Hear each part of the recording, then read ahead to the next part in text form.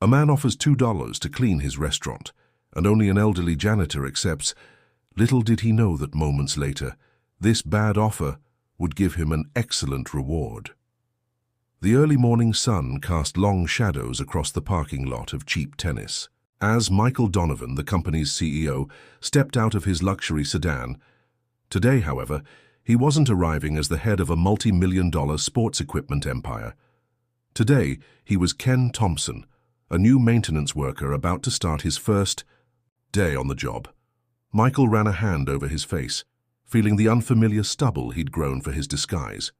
Gone were his tailored suits and designer shoes, replaced by worn jeans, scuffed work boots, and a faded flannel shirt. He'd even donned a pair of thick-framed glasses and dyed his salt-and-pepper hair a mousy brown. As he approached the employee entrance, Michael's heart raced. He'd agreed to participate in the Undercover Boss television show to gain insight into his company's operations, but now that the moment had arrived, he felt a twinge of anxiety. What if someone recognized him? What if he couldn't handle the physical demands of the job? Taking a deep breath, Michael pushed open the door and stepped into the bustling warehouse. The air hummed with the sound of conveyor belts and forklifts, a cacophony so different from the quiet of his executive office. He made his way to the supervisor's desk, where a stern-looking woman with graying hair pulled back in a tight bun awaited him. "You must be Ken," she said, her voice clipped and efficient. "I'm Martha, the shift supervisor. You'll be shadowing Steve today. He's one of our best, so pay attention and try to keep up." Michael nodded, trying to appear eager but not overly so. "Yes, ma'am. I'm ready to learn." Martha's eyes narrowed slightly, as if sensing something off about the new hire, but she quickly dismissed whatever thought had crossed her mind. "Steve," she called out, waving over a man who had just walked in. As Steve approached, Michael was struck by the contradictions in his appearance. Though he couldn't have been more than 50, Steve's face was etched with deep lines that spoke of years of hard work and worry. His shoulders were broad and strong, but there was a slight stoop to them, as if he carried an invisible weight. Most striking were his eyes, kind and warm, yet shadowed by a profound sadness that made Michael's chest tighten inexplicably. "Steve, this is Ken. He's new. Show him the ropes, and try not to let him break anything expensive," Martha said. Before turning back to her clipboard, Steve's face broke into a welcoming smile, instantly transforming his features. He extended a calloused hand to Michael. "Welcome aboard, Ken. Don't worry about Martha. Her bark is worse than her bite. You ready to get started?" Michael shook Steve's hand, noting the strength in his grip. "Absolutely. Lead the way." As they walked deeper into the warehouse, Michael couldn't shake the feeling that he was about to discover far more than he'd bargained for. Little did he know that this day would change not only his perspective on his company, but his entire worldview. The first few hours of Michael's day as Ken were a whirlwind of activity. Steve proved to be a patient teacher, guiding him through the intricacies of warehouse maintenance with a calm demeanor that belied the complexity of their tasks. "All right, Ken," Steve said, wiping sweat from his brow as they finished repairing a jammed conveyor belt. "Let's take 5 and grab some water. You're doing pretty well for a newbie." Michael nodded gratefully, his muscles aching in ways he hadn't experienced since his college days on the tennis team. They made their way to a small break area where Steve handed him a bottle of water from a battered cooler. As they sipped their drinks, Michael took the opportunity to study his co-worker more closely. Up close, the lines on Steve's face seemed even deeper, etched by years of worry and hard work. Yet there was a quiet dignity about him, a resilience that shone through despite the weariness in his eyes. "So, Ken," Steve said, breaking the silence, "what brought you to Cheap Tennis? Not exactly a glamorous gig, is it?" Michael hesitated, remembering the backstory he'd prepared. "Well, I've been bouncing around different jobs for a while. Needed something steady, you know? What about you? How long have you been here?" A shadow passed over Steve's face so quickly Michael almost missed it. "Going on 5 years now," he replied. "It's not what I imagined I'd be doing at this point in my life, but—" He trailed off, his gaze distant. Before Michael could probe further, Martha's voice rang out across the warehouse. "Break's over, boys. We've got a shipment coming in that needs to be unloaded ASAP." Steve stood up, offering Michael a hand. "Back to the grind. You up for some heavy lifting?" Michael nodded, trying to ignore the twinge in his lower back. "Lead the way." As they made their way to the loading dock, Michael couldn't shake the feeling that there was more to Steve's story. The sadness in his eyes, the way his shoulders seemed to carry an invisible burden. It all hinted at a depth of experience that went far beyond the walls of this warehouse. The rest of the morning passed in a blur of physical labor. Michael found himself struggling to keep up with Steve's efficient pace, marveling at the older man's stamina and skill. Every time Michael faltered, Steve was there with a word of encouragement or a helpful tip, never losing patience despite the demanding nature of their work. As lunchtime approached, Michael felt a mix of exhaustion and exhilaration. He'd always prided himself on running a tight ship, but experiencing the day-to-day realities of his employees was opening his eyes to just how demanding their jobs truly were. "You're doing great, Ken," Steve said as they finished stacking the last of the boxes. "Why don't you go ahead and take your lunch break? I've got a few things to take care of, but I'll catch up with you in a bit." Michael nodded gratefully, heading towards the break room. As he walked away, he glanced back to see Steve hurrying towards the exit, a small paper bag clutched in his hand. Curiosity piqued, Michael decided to follow, careful to maintain a discreet distance. What he was about to witness would shake him to his core, forever changing his perception of the man he'd just met and the world he thought he understood. Michael followed Steve at a distance, his curiosity overriding any hesitation about invading his co-worker's privacy. He watched as Steve made his way to a secluded corner of the parking lot, partially hidden by a row of dumpsters. There, huddled in the shadow of the building, was a sight that made Michael's heart clench. A young girl, no more than 10 or 11, sat on the ground, her knees pulled up to her chest. Even from a distance, Michael could see how painfully thin she was, her clothes hanging loosely on her small frame. Her eyes, large and dark in her gaunt face, darted around nervously until they landed on Steve. Immediately, a flicker of hope lit up her features. Steve approached the girl slowly, as if trying not to startle a wounded animal.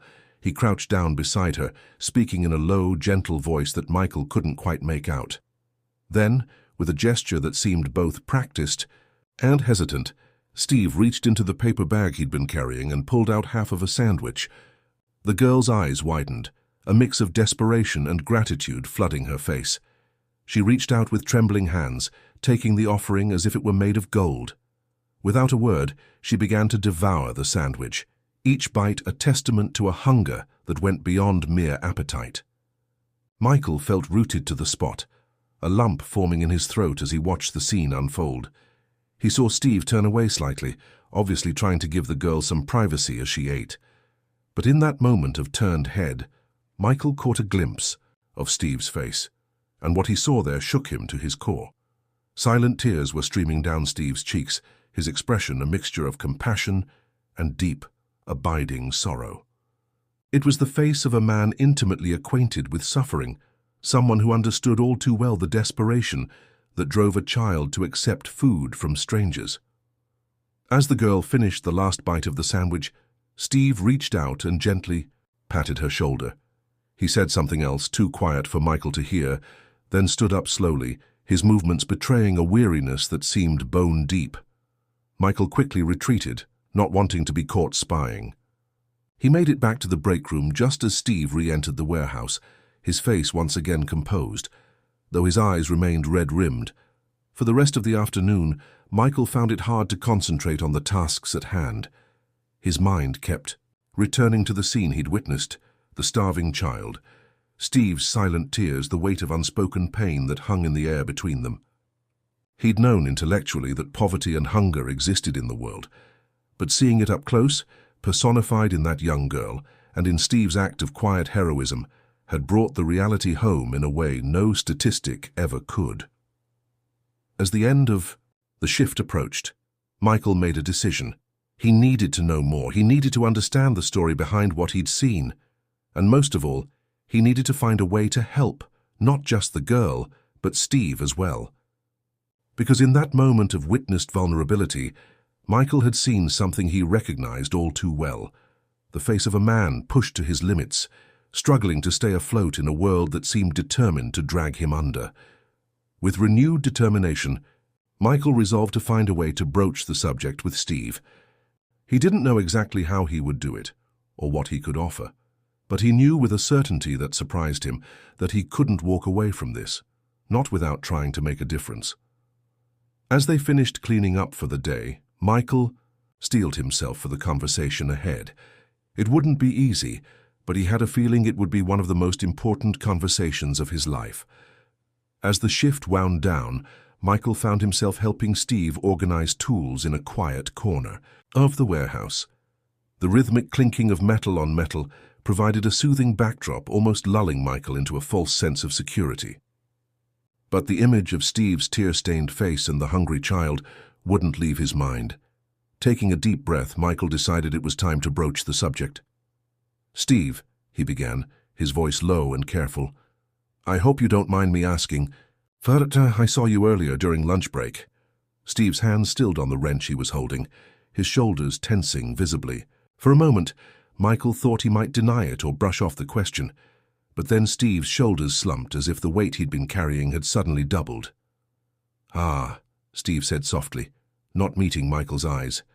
"I suppose I wasn't as discreet as I thought." Michael set down the toolbox he'd been organizing, turning to face his co-worker fully. "That little girl, does she come around often?" Steve nodded, his eyes distant. "A few times a week. I don't know her whole story, but—" He trailed off, swallowing hard. Nobody should have to go hungry like that, especially not a kid. "Bethial." Raw pain in Steve's voice made Michael's chest tighten. "What you did, it was incredibly kind." A bitter laugh escaped Steve's lips. "Kind? It's the bare minimum of human decency, and it's not nearly enough." He ran a hand over his face, and for a moment he looked far older than his years. "But it's all I can do right now." Michael hesitated, sensing they were on the brink of a deeper conversation. "Steve, I know we've just met, but if you want to talk about it, I'm here to listen." For a long moment, Steve was silent, his internal struggle visible in the tension of his jaw, the way his hands clenched and unclenched at his sides. Then, with a deep sigh that seemed to come from the very depths of his being, he began to speak. "A few years back, I had my own business. Nothing fancy, just a small sporting goods store.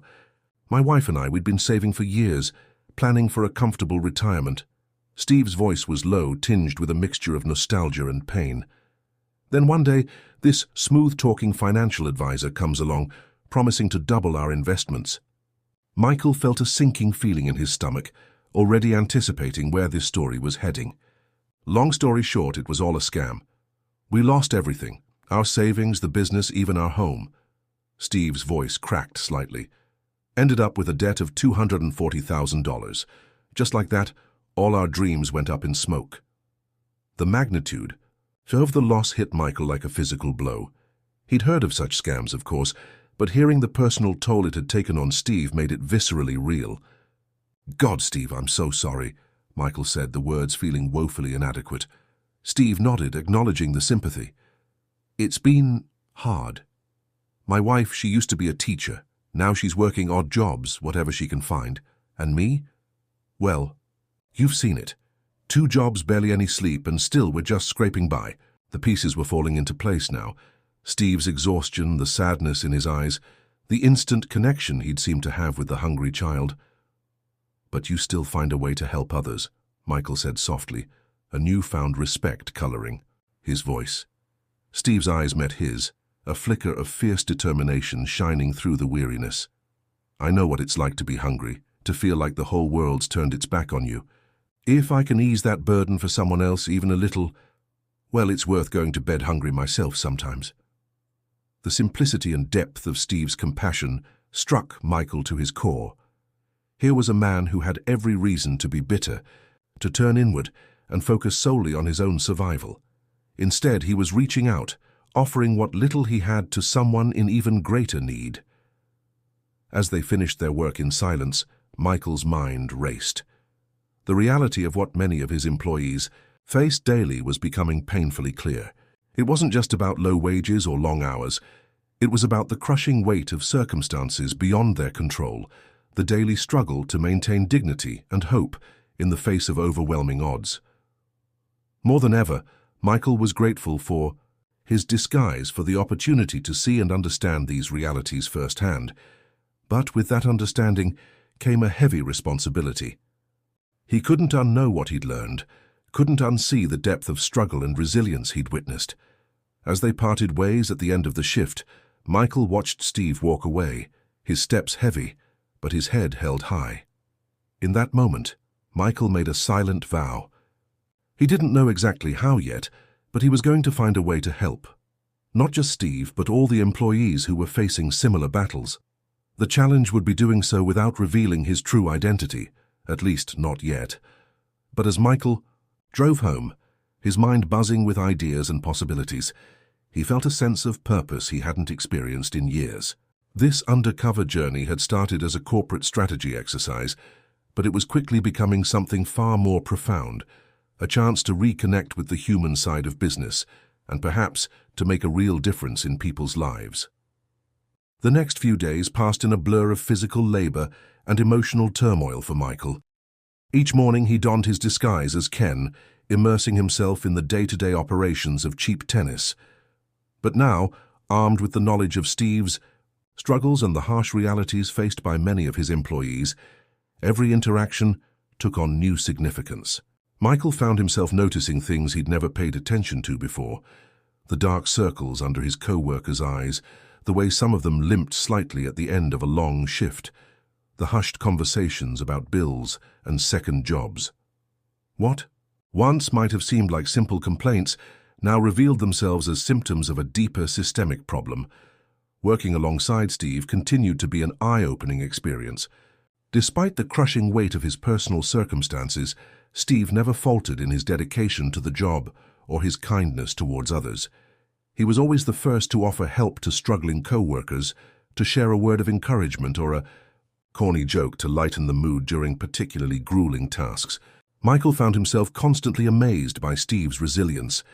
Even on days when exhaustion was etched into every line of his face, Steve managed to summon a smile for his co-workers.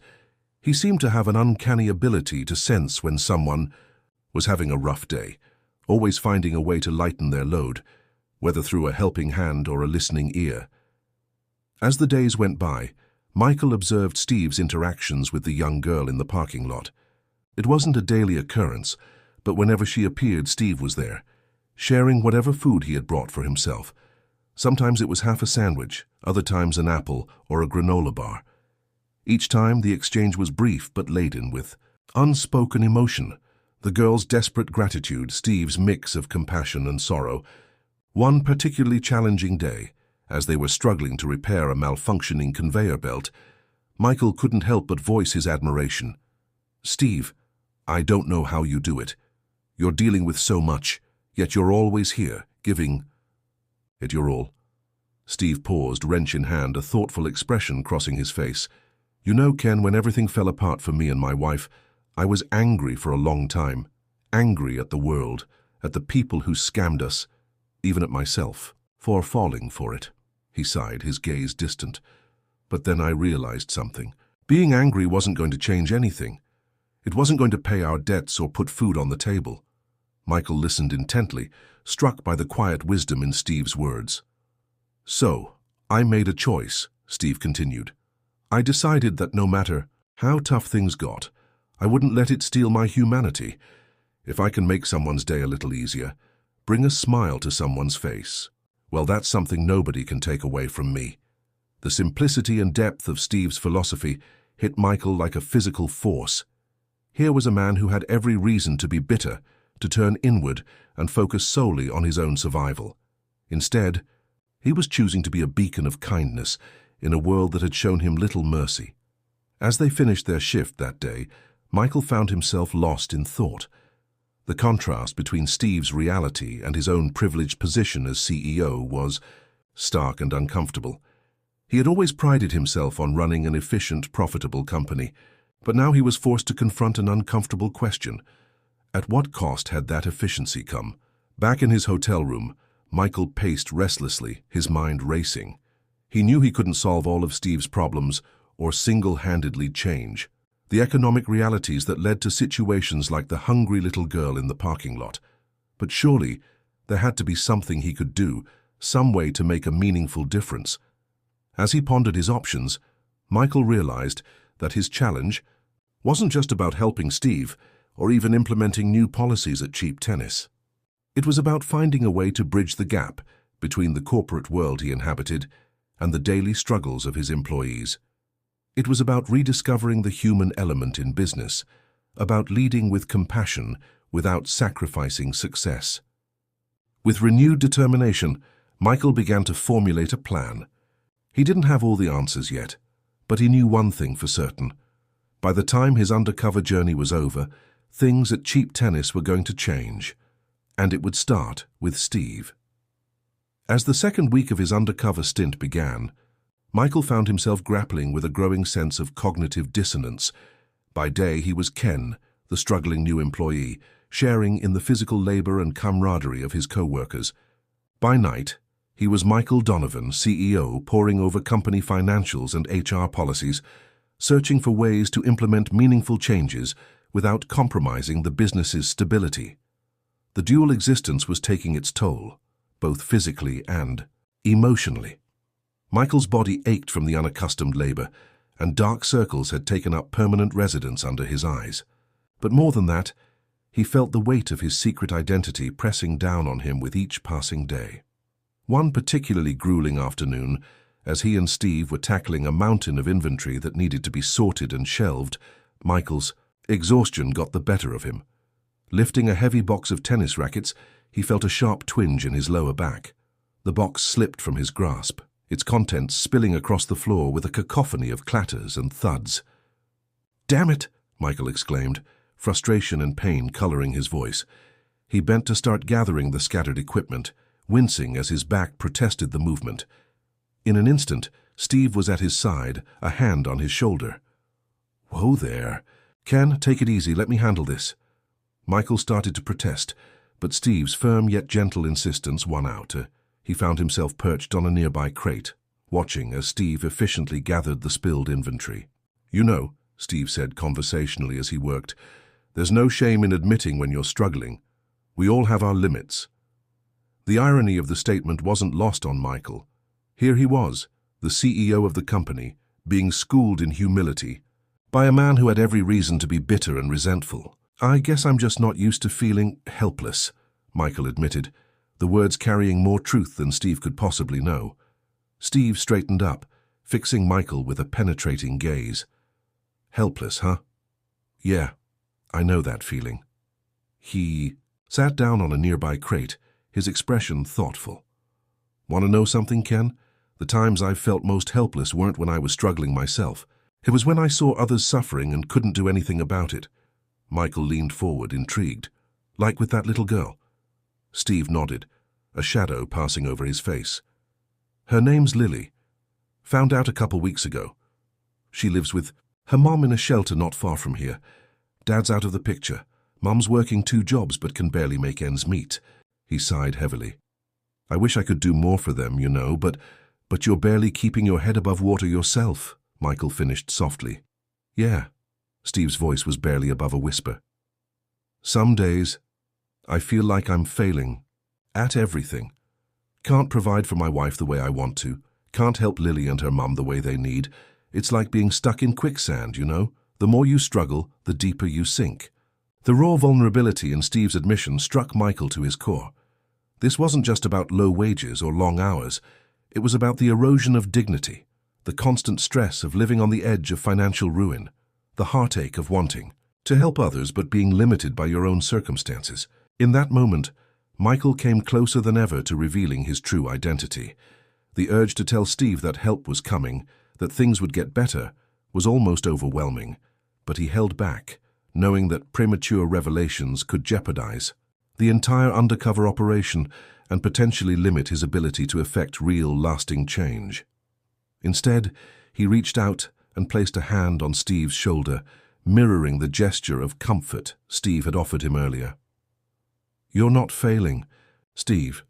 The fact that you're still here, still fighting, still finding ways to help others despite everything, that's not failure. That's strength. Steve looked up, surprise and gratitude flickering in his eyes. For a moment the two men sat in silence, united by a shared understanding of struggle and resilience, as they eventually returned to their work. Michael's mind was racing. The conversation had solidified his resolve. He needed to find a way to help not just Steve, but all the employees who were facing similar battles.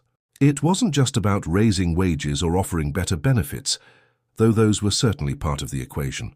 It was about creating a company culture that recognized and valued the humanity of its workers, that understood the complex realities of their lives beyond the warehouse walls. That night, as Michael reviewed the company's financial reports for the umpteenth time, he began to see possibilities he hadn't considered before.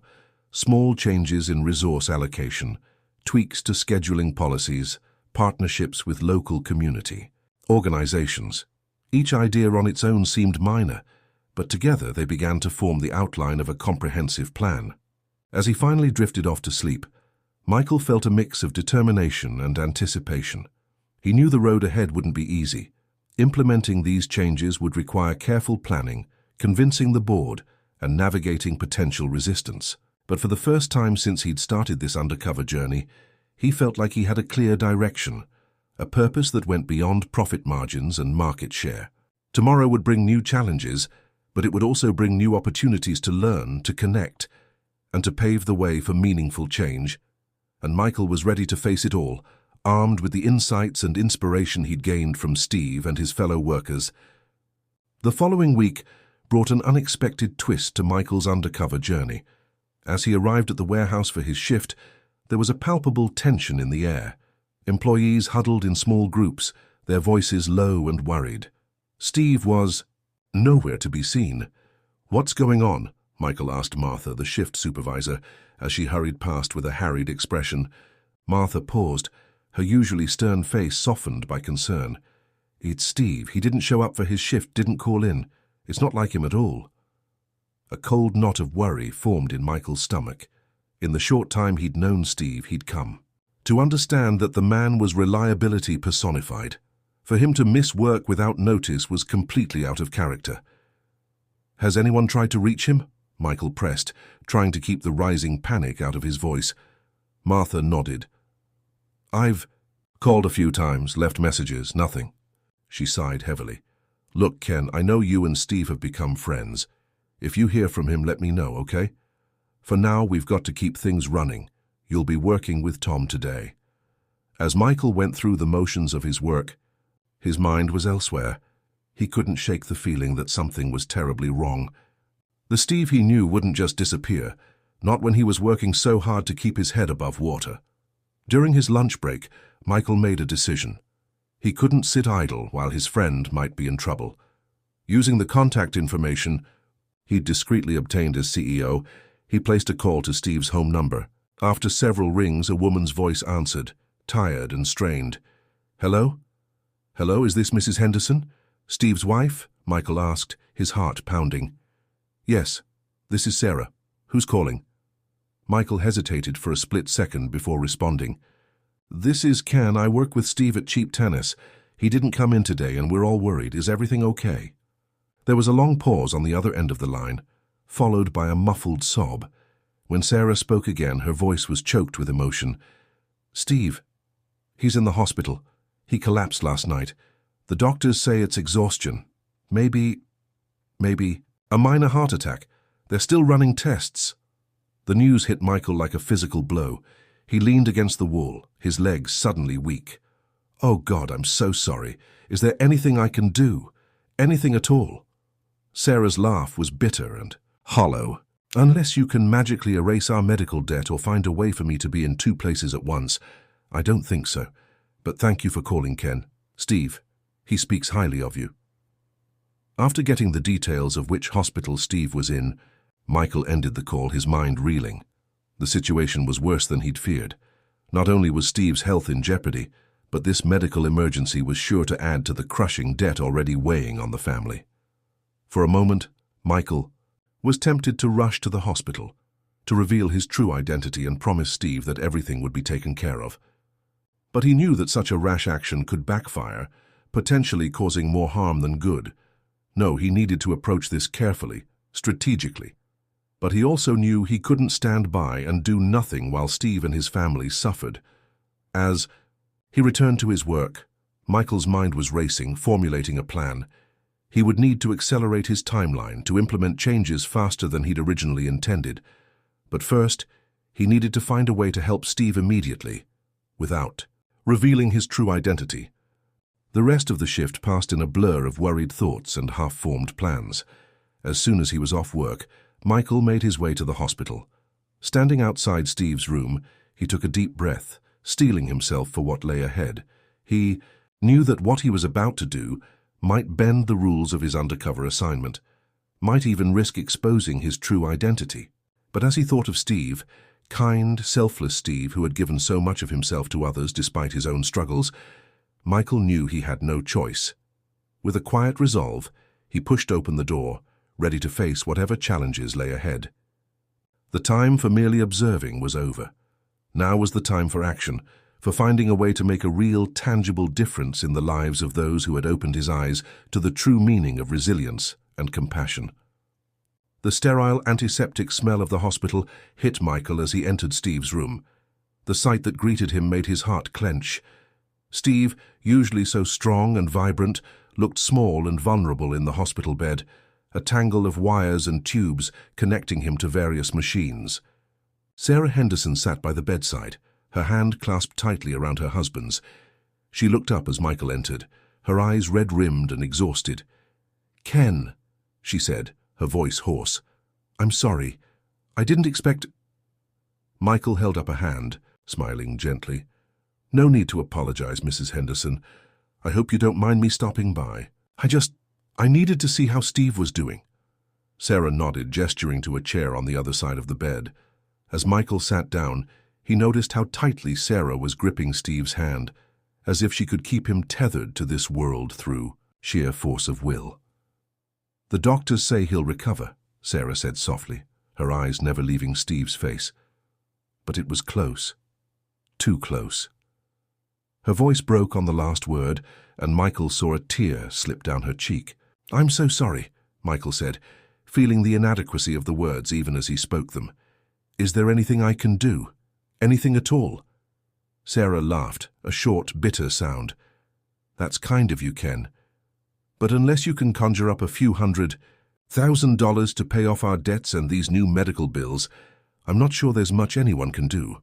The raw despair in her voice cut through Michael like a knife.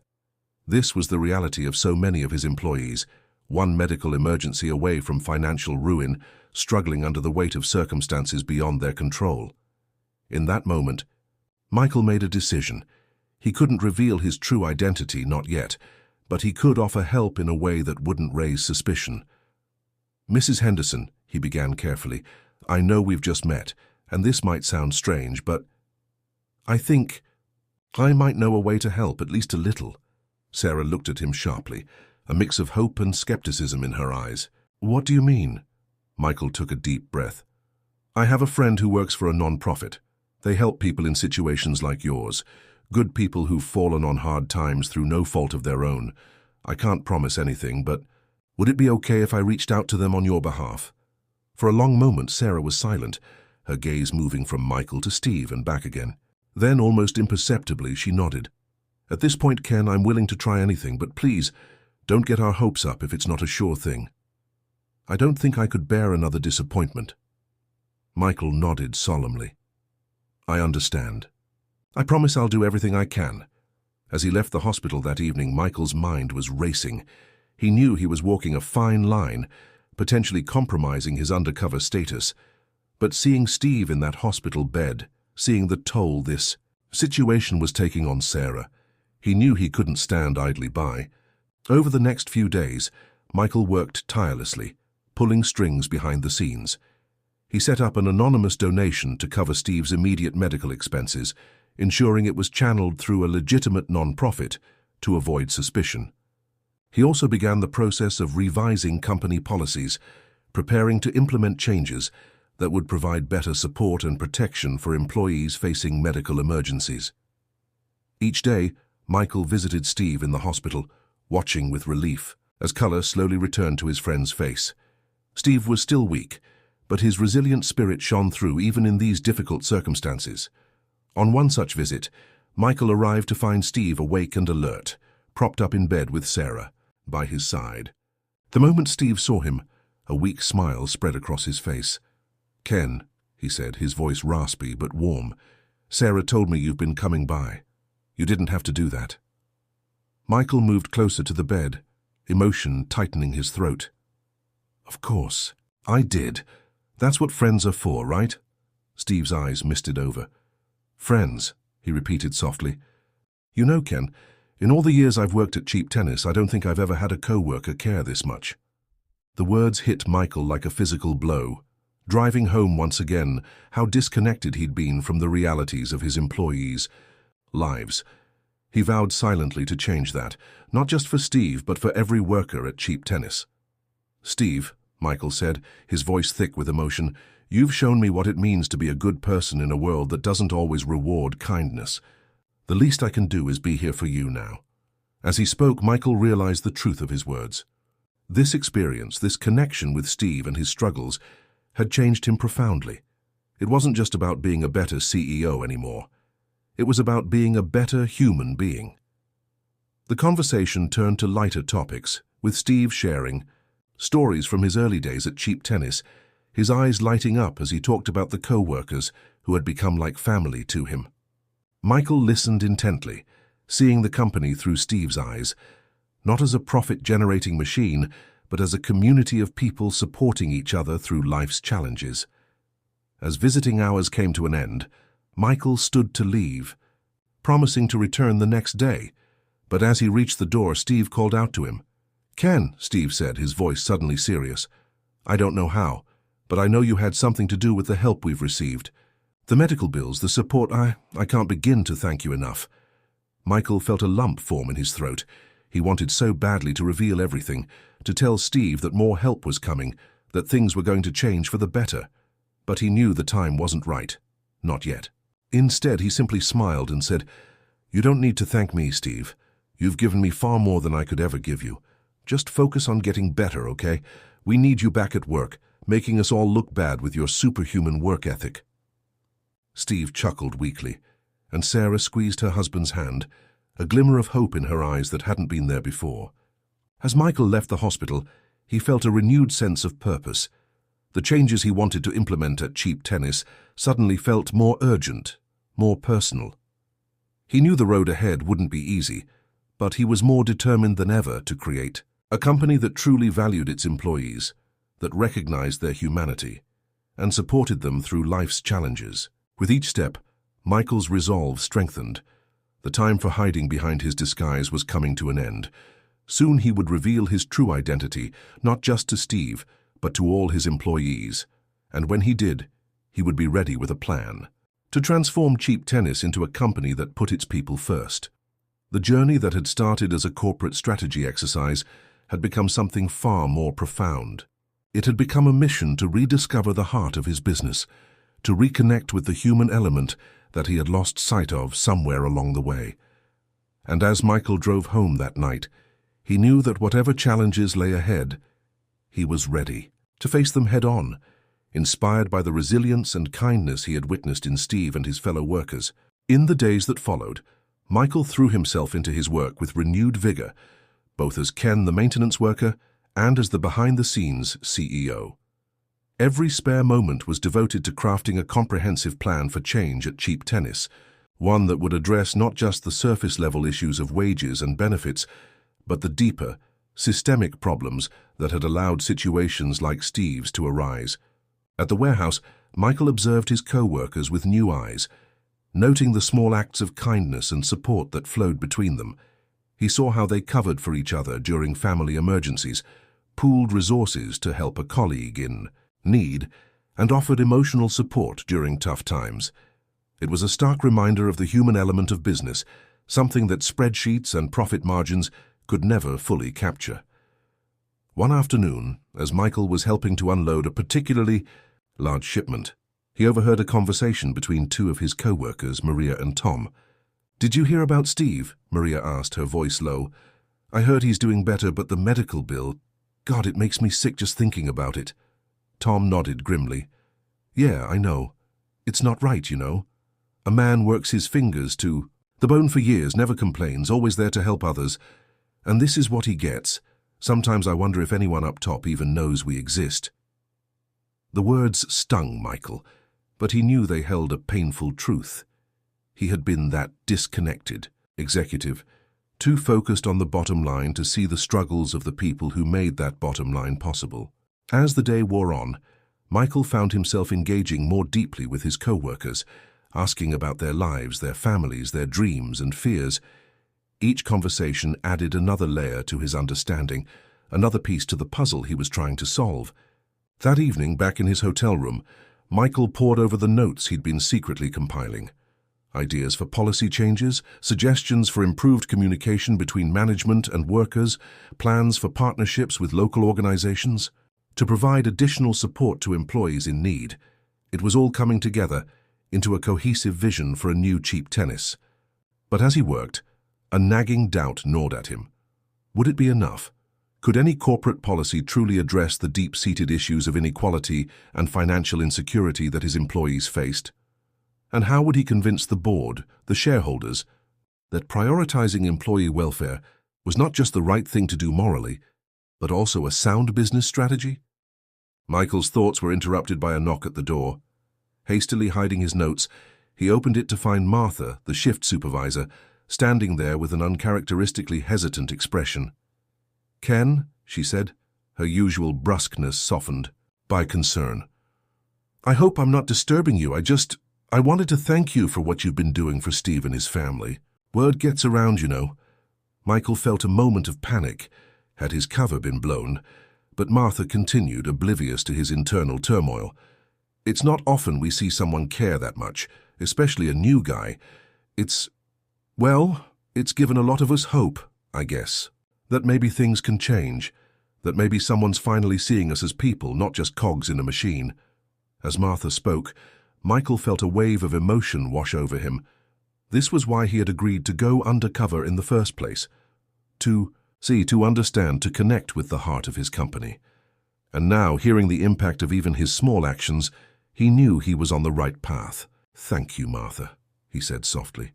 "That means a lot to me, and you're right. Things can change. They will change." After Martha left, Michael returned to his plans with renewed determination. He worked late into the night, refining his ideas, anticipating objections and crafting arguments that would resonate not just with the board's business sense, but with their humanity. As the first light of dawn began to creep through his window, Michael sat back, exhausted but satisfied. The plan wasn't perfect. He knew there would be challenges, pushback, unforeseen obstacles, but it was a start, a roadmap to a better future for cheap tennis and its employees. Looking at his reflection in the mirror, at the now familiar disguise of Ken, Michael made a decision. It was time to bring his undercover journey to an end. Time to reveal his true identity, not just to Steve, but to all his employees. Time to stand before them, not as a distant CEO or a fellow worker, but as a leader who had walked in their shoes and was committed to walking beside them toward a better future. As he prepared for another day at the warehouse, Michael felt a mix of anticipation and nervousness. The coming days would be challenging, filled with difficult conversations and hard decisions. But for the first time in years, he felt truly aligned with his purpose, both as a business leader and as a human being. With a deep breath, Michael stepped out into the morning light, ready to face whatever the day might bring. The winds of change were blowing at cheap tennis, and he was determined to harness them, to steer the company toward a future where success was measured not just in profits, but in the well-being and dignity of every employee. The day Michael had been both anticipating and dreading had finally arrived. After weeks of preparation, countless revisions to his plan, and sleepless nights wrestling with doubts and second guesses, it was time to reveal his true identity to the employees of cheap tennis. He had chosen to make the announcement at an all-hands meeting, ensuring that as many employees as possible would be present. As he stood backstage, heart pounding, Michael took a deep breath, trying to calm his nerves. He caught a glimpse of his reflection in a nearby mirror, Gone was the scruffy beard and worn work clothes of Ken. In their place was the polished appearance of Michael Donovan, CEO. Yet something in his eyes had changed, a newfound understanding and empathy that no designer suit could hide. As he stepped onto the stage, a hush fell over the assembled employees. Michael scanned the crowd, his gaze lingering on the familiar faces he'd worked alongside for the past weeks. There was Martha, her usual stern expression tinged with curiosity, Tom and Maria whispering to each other in confusion.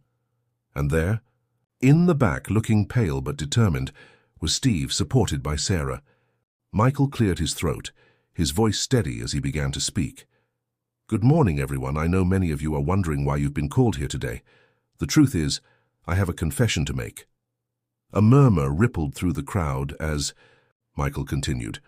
"For the past month, I've been working among you under the name Ken Thompson. I've loaded trucks, repaired equipment, and shared meals with you. I've listened to your stories, your struggles, and your triumphs." The murmur grew louder, faces in the audience showing shock, disbelief, and in some cases anger. Michael held up a hand, asking for silence. "I know this comes as a shock, and I understand if some of you feel betrayed or angry.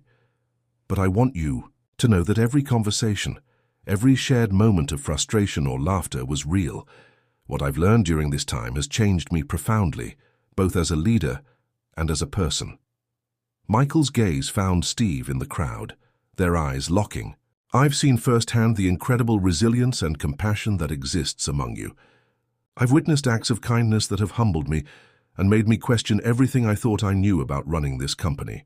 He paused, letting his words sink in. "I've also seen the toll that our current policies and practices have taken on you and your families. I've seen the struggle to make ends meet, the fear of a medical emergency wiping out years of savings, the stress of trying to balance work and family obligations."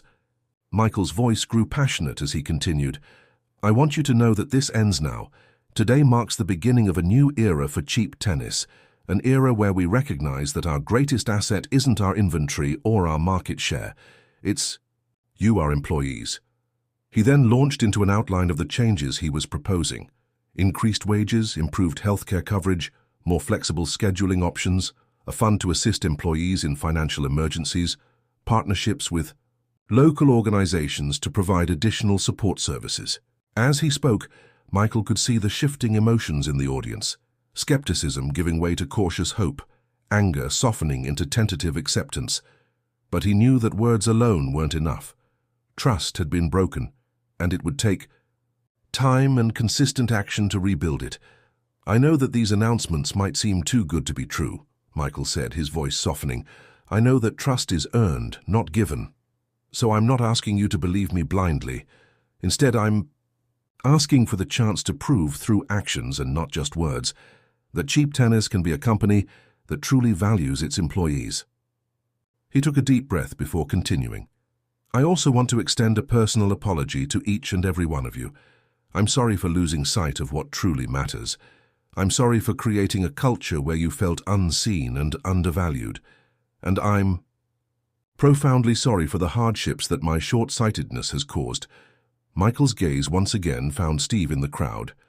"To those of you who have suffered due to medical emergencies or financial hardships, know that we will be reaching out individually to discuss how we can make things right." As Michael concluded his speech, the room was silent for a long moment. Then, slowly, a smattering of applause began, growing louder as more people joined in. It wasn't a thunderous ovation. There was still too much shock, too much processing to be done for that. But it was a start, a glimmer of hope for the future. As the meeting dispersed, Michael made his way through the crowd, ready to face whatever reactions might come. He knew that this was just the beginning of a long journey. There would be challenges ahead, difficult conversations to be had, trust to be rebuilt. But for the first time in years, he felt truly aligned with his purpose, both as a business leader and as a human being. The mask had been removed, the truth revealed. In the days following Michael's revelation, the atmosphere at Cheap Tennis was charged with a mix of emotions. Confusion, anger, hope, and skepticism swirled through the warehouse and offices like an unpredictable storm. Michael had anticipated this reaction, but experiencing it firsthand was both challenging and enlightening.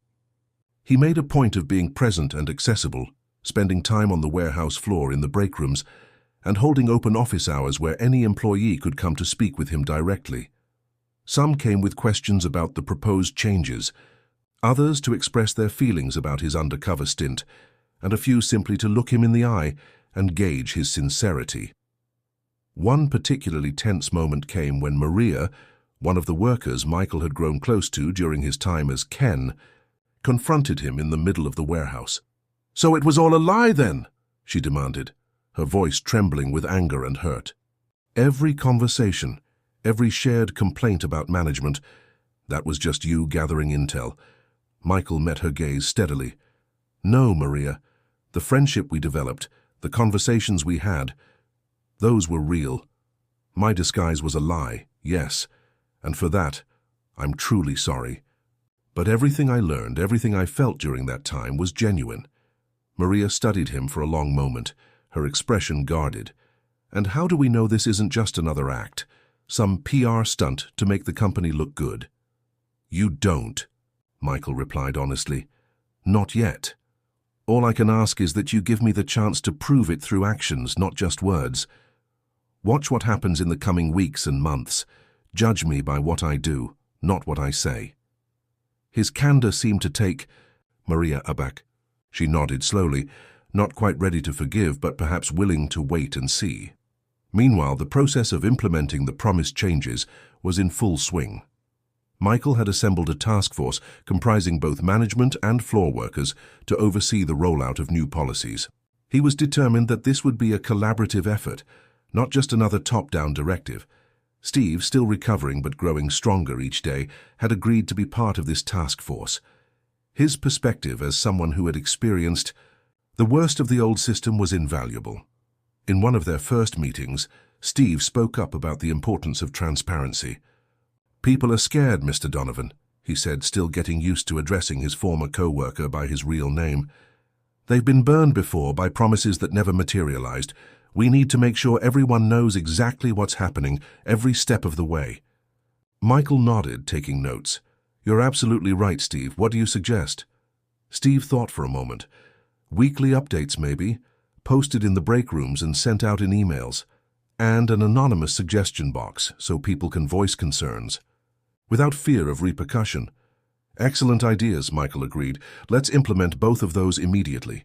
As the weeks passed, the changes began to take effect. The first paychecks reflecting the new higher wages were met with cautious excitement. The improved healthcare plan was rolled out, with information sessions held to ensure everyone understood their new benefits. The Emergency Assistance Fund was established, with a committee of employees set up to oversee its distribution. Not everything went smoothly, of course. There were logistical hiccups, resistance from some middle managers who feared losing their authority, and the ever-present challenge of changing a deeply ingrained company culture. But Michael remained committed, tackling each obstacle with the same determination he'd seen in his employees every day on the warehouse floor. 1 month later, Michael sat in his office reviewing the latest progress reports. The door was open, as it always was now, a small but symbolic change to demonstrate his new commitment to accessibility. A knock on the doorframe made him look up.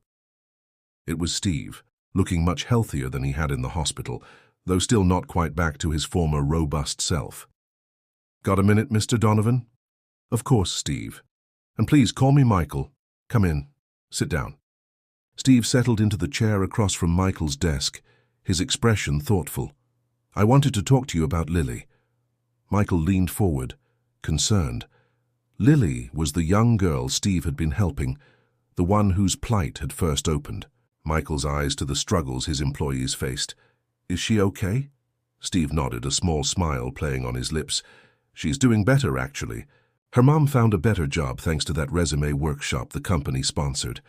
They're not out of the woods yet, but things are looking up." "That's wonderful news," Michael said, feeling a weight lift from his chest. "It is," Steve agreed, "and it got me thinking. There are probably a lot of families out there like Lily's struggling just to get by. I was wondering if maybe we could do something more structured to help." Michael raised an eyebrow, intrigued. What did you have in mind? Well, Steve said, leaning forward, his eyes alight with purpose, what if we set up some kind of mentorship program, pairing up employees who want to help with families in need in the community? We could provide resources, maybe even some company-sponsored volunteer time.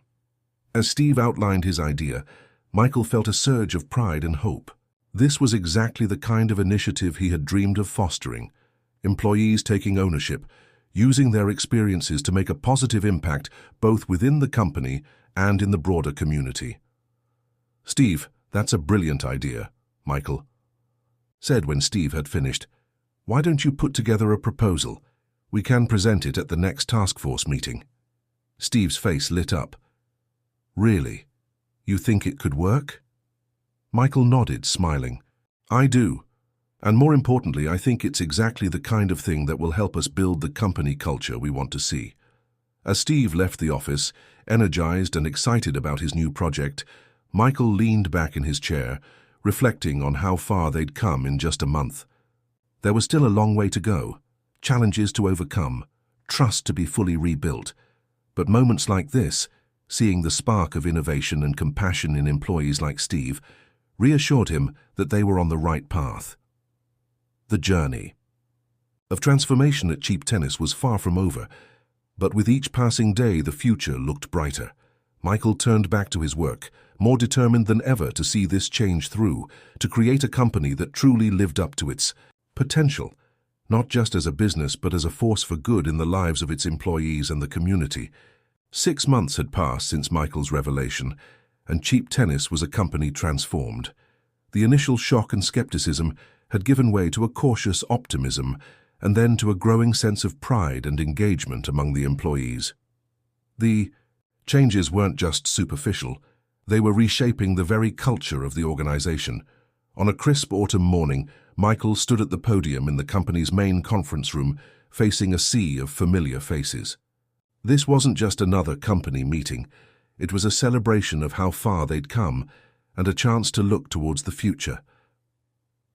6 months ago, Michael began, his voice steady and warm, I stood before you as a man with a confession and a promise. Today I stand here not as your boss, but as your partner in building something truly special. He paused, his gaze sweeping across the room, taking in the attentive faces of his employees. In these past 6 months, I've seen incredible things. I've seen a community come together in ways I never thought possible. I've seen innovation, compassion, and a commitment to excellence that goes beyond anything I could have imagined. Michael clicked a button, and behind him, a series of images appeared on the large screen. Photos of the newly renovated employee, break rooms, charts showing the increased productivity and decreased turnover rates, pictures of company volunteers at local community events. Our new healthcare plan has ensured that no employee has to choose between their health and their financial stability, Michael continued. The Emergency Assistance Fund has helped 15 families weather unexpected crises without falling into debt, and the flexible scheduling options have allowed more of you to be present for your families without sacrificing your careers. He clicked to the next slide, which showed Steve standing with a group of children, including a beaming Lily. The mentorship program, spearheaded by our own Steve Henderson, has paired 30 of our employees with local families in need, providing support, guidance, and hope. A ripple of applause went through the room, and Steve, seated in the front row, ducked his head modestly. But perhaps most importantly, Michael said, his voice growing passionate, we've created a culture where every voice matters, where innovation can come from anywhere, and where we truly look out for one another. He paused, letting his words sink in. Of course, it hasn't all been smooth sailing. We've faced challenges, made mistakes, and had to adjust our course more than once. But we've faced those challenges together, learned from our mistakes, and come out stronger for it. Michael's expression grew serious. Now I know some of you might be wondering, what's the catch? When does the other shoe drop? When do we go back to business as usual? He shook his head firmly. The answer is, we don't. This is our new business as usual. Because what we've proven over these past 6 months is that treating our employees with dignity, Providing real support and fostering a culture of compassion isn't just the right thing to do morally, it's good business. With another click, the screen behind him changed to show the company's financial reports. Our productivity is up 22%. Employee turnover has decreased by 35%. Customer satisfaction scores have risen to all-time highs. And yes, our profits have increased as well. A murmur of surprise and approval rippled through the audience. But more than any number on a spreadsheet, Michael continued, his voice softening, what matters most is the change I see in this room. The pride in your eyes, the energy in your conversations, the way you support and challenge each other to be better every day. He stepped out from behind the podium, moving to the front of the stage. 6 months ago, I made a promise to you. Today, I want to renew that promise and expand on it. Cheap Tennis will continue to be a company that puts its people first. We will continue to innovate, to listen, to grow together. And we will use our success to make a positive impact, not just within these walls, but in our community and beyond. Michael's voice filled with emotion as he concluded, I am humbled and honored to work alongside each and every one of you. Thank you for your trust, your hard work, and your commitment to making Cheap Tennis not just a great company, but a force for good in the world. As Michael finished speaking, the room erupted into applause. It wasn't the polite, obligatory clapping of a typical company meeting. This was genuine, heartfelt appreciation, mixed with a palpable sense of pride and excitement for the future. In that moment, as Michael looked out at the sea of smiling, determined faces, he knew that they had reached a turning point. The changes they had implemented weren't just policies on paper, they had become part of the company's DNA. Cheap Tennis was no longer just a business, it was a community, a family, united in their commitment to success and to each other. As the applause continued, Michael caught Steve's eye in the front row. The two men shared a nod of understanding, both knowing that this was just the beginning. There would be more challenges ahead, more opportunities to grow and improve.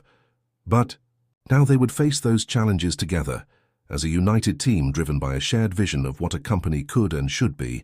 The turning point had arrived, and Cheap Tennis was poised to lead the way into a new era of business, one where profit and purpose, success and compassion could not just coexist, but thrive together.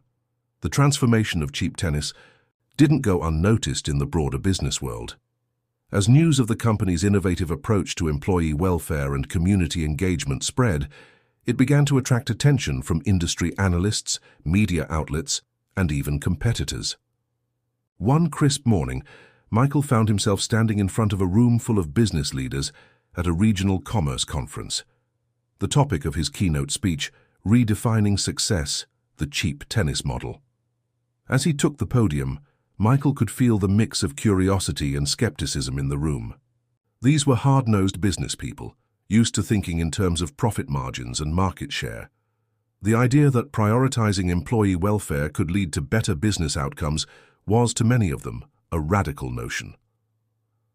Ladies and gentlemen, Michael began, his voice steady and confident, I stand before you today not just as the CEO of Cheap Tennis, but as a convert. A year ago, I would have been sitting where you are, skeptical of the very ideas I'm about to present. But I've learned that true leadership means being willing to challenge your own assumptions, to listen and learn from those you lead. He went on to outline the changes Cheap Tennis had implemented, the improved wages and benefits, the emergency assistance fund, the mentorship program, the focus on work-life balance. But more than just listing policies, Michael shared stories. He talked about Steve's journey from struggling employee to community leader. He described how the mentorship program had not only helped families in need, but had also boosted employee morale and engagement. The results speak for themselves, Michael said, clicking to a slide showing Cheap Tennis's impressive financial growth. Our productivity is up, our turnover is down, and our profits have never been higher. But more importantly, we've created a company culture that attracts top talent, fosters innovation, and makes a real difference in people's lives. As Michael concluded his speech, the room erupted into applause. The skepticism he'd sensed earlier had given way to genuine interest and engagement. During the Q&A session that followed, Michael was peppered with questions from business leaders eager to understand how they could implement similar changes in their own companies. One question, in particular, stood out. A woman in the front row, the CEO of a mid-sized manufacturing company, raised her hand. "Mr. Donovan," she began, her voice tinged with both admiration and doubt, "what you've achieved is impressive, but surely there must have been significant costs involved. How did you justify this to your board and shareholders?" Michael nodded, appreciating the candor of the question. "You're absolutely right," he replied. "There were significant upfront costs. And yes, there was pushback from some board members who were focused on short-term gains. But here's what I told them, and what I'll tell all of you. Investing in your employees isn't just a cost. It's an investment in the long-term success and sustainability of your business." He paused, letting his words sink in. "Think about it.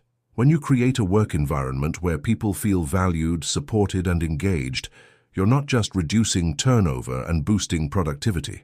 You're fostering loyalty, creativity, and innovation. You're creating brand ambassadors who will go above and beyond for your customers. And you're building a reputation that will attract the best talent in your industry." Michael's passion was evident as he continued. "Yes, it requires a shift in thinking. Yes, it means looking beyond the next quarterly report, but the returns, both financial and human, are immeasurable." As the conference concluded, Michael found himself surrounded by business leaders eager to continue the conversation. He exchanged contact information with dozens of CEOs and executives, all interested in learning more about the cheap tennis model. On the drive back to the office, Michael reflected on how far they'd come. What had started as a personal journey of discovery had grown into something much larger. Cheap tennis wasn't just changing its own culture, it was sparking a conversation about the very nature of business and success. As he walked through the doors of Cheap Tennis headquarters, Michael was greeted by the usual buzz of activity. But now he saw it with new eyes. Every smiling face, every animated conversation, every instance of employees going above and beyond, these were the real measures of success. He made his way to his office, passing by the newly installed Ideas board where employees could post suggestions and feedback. It was covered in colorful sticky notes, a testament to the engaged and innovative culture they were building. Settling into his chair, Michael opened his laptop to find an email from Steve. The subject line read, "You've got to see this." Intrigued, Michael clicked open the email to find a link to a news article. The headline made his heart swell with pride. "Local girl accepted to college, credits cheap tennis mentorship program." As he read the article, which detailed how Lily, the young girl Steve had first helped in the parking lot, had overcome her circumstances and earned a full scholarship to a prestigious university, Michael felt a wave of emotion wash over him. This, he realized, was the true measure of their success, not just in profits or market share, but in the lives they were changing, the futures they were helping to shape. With renewed determination, Michael turned to the stack of proposals on his desk. Ideas from employees for new community initiatives, suggestions for further improving work conditions, plans for expanding their mentorship program to other companies. The ripples of change they had started were growing into waves, and Michael was more committed than ever to riding those waves, to pushing the boundaries of what a company could be and do in the world. As he dove into his work, Michael knew that the journey was far from over. There would be new challenges to face, new heights to reach, but with the incredible team they had built at Cheap Tennis, he was confident that they could achieve anything they set their minds to. 1 year to the day after Michael's revelation, Cheap Tennis held a company-wide celebration. The warehouse, usually a hub of bustling activity, had been transformed into a festive gathering space. Colorful banners hung from the rafters, tables laden with food lined the walls, and at the center of it all stood a stage, awaiting the day's speakers. As employees and their families filtered in, the air buzzed with excitement and pride. This wasn't just a corporate event. It was a celebration of community, of shared struggles and triumphs, of a vision realized. Michael stood to the side, watching the scene with a mixture of joy and humility. He saw Steve, now fully recovered and radiating health, laughing with a group of co-workers. Martha, the once stern supervisor, was helping a group of children with a craft project, her face softened by a warm smile. And there by the entrance was Lily, the young girl whose story had touched so many hearts, proudly wearing a cheap tennis t-shirt and greeting guests. As the crowd settled, Michael made his way to the stage. The room fell quiet, all eyes turning to him expectantly. 1 year ago, Michael began, his voice strong and clear. We embarked on a journey together, a journey to redefine what it means to be a successful company, to create a workplace that values not just productivity, but humanity. He paused, his gaze sweeping across the room. Today, as I look out at all of you, I see that journey reflected in your faces. I see pride, I see hope, and most importantly, I see a community united in purpose. Michael clicked a button, and behind him, a series of images began to play on a large screen. Photos of renovated workspaces, charts showing improved productivity and employee satisfaction, pictures of company volunteers at community events. In this past year, we've achieved things that many thought impossible, Michael continued. We've increased our profits while also increasing wages and benefits. We've reduced turnover and attracted top talent in our industry. We've launched successful community initiatives that have touched countless lives. The screen behind him changed to show Lily, beaming as she held up her college acceptance letter. But our greatest achievements can't be measured in dollars or data points, Michael said, his voice softening with emotion. They're measured in the lives we've touched, the families we've supported, the futures we've helped to shape. He gestured to the crowd. Each of you has played a crucial role in this transformation. Your ideas, your hard work, your compassion, these are the true drivers of our success. Michael's expression grew serious. Now I know that change isn't always easy. We've faced challenges along the way, and there will be more challenges ahead. But I stand here today more convinced than ever that we're on the right path. He smiled, his eyes bright with determination. Because what we're doing here at Cheap Tennis isn't just about making a better company. It's about proving that there's a better way to do business, a way that values people as much as profits, that sees employees not as resources to be used, but as partners in a shared mission. Michael's voice rose with passion. We're showing the world that compassion and success aren't mutually exclusive. They're mutually reinforcing, that when you invest in your people, when you engage with your community, when you lead with empathy and integrity, everybody wins. He paused, letting his words sink in. As we move forward, I want to challenge each of you to keep pushing, keep innovating, keep caring. Our journey isn't over. In many ways, it's just beginning. There are still lives to be changed, challenges to be met, new heights to be reached. Michael's voice filled with emotion as he concluded. I am honored and humbled to be on this journey with all of you. Together, we're not just building a better company, we're building a better world one day, one act of kindness, one life changed at a time. As Michael finished speaking, the room erupted into applause and cheers. It wasn't just applause for a speech well delivered. It was an affirmation of a shared vision, a collective commitment to the path they had chosen. The celebration continued long into the evening, filled with laughter, shared stories, and a palpable sense of community. As the event wound down, Michael found himself standing with Steve and Lily, watching as the last few guests said their goodbyes. You know, Steve said, his voice thoughtful, a year ago, I never would have believed this was possible. I was just trying to survive day to day. Now, he gestured around the room at the smiling faces and the sense of camaraderie that filled the air. Now I feel like I'm part of something bigger than myself. Lily nodded, her eyes bright with excitement. It's amazing, she said. When I was little, I used to think big companies were these scary, faceless things, but now I see that they can be a force for good. They can change lives. She looked up at Michael and Steve. You've changed my life. Michael felt a lump form in his throat. No, Lily, he said softly. You've changed ours, all of you have. He looked out at the remaining guests, at the transformed space that was so much more than just a warehouse now. You've reminded me of what truly matters in business and in life. As they stood there, bathed in the warm glow of the evening lights, Michael felt a profound sense of peace and purpose. The journey of the past year had been challenging, transformative, and deeply rewarding. But he knew it was just the beginning. Cheap Tennis had become more than just a company. It had become a model for a new way of doing business, a beacon of hope in a world often driven by bottom lines and short-term gains. And as Michael looked towards the future, he felt a renewed sense of determination. There would be new challenges to face, new opportunities to seize, new lives to touch. But with the incredible team they had built, with the culture of compassion and innovation they had fostered, Michael knew that anything was possible.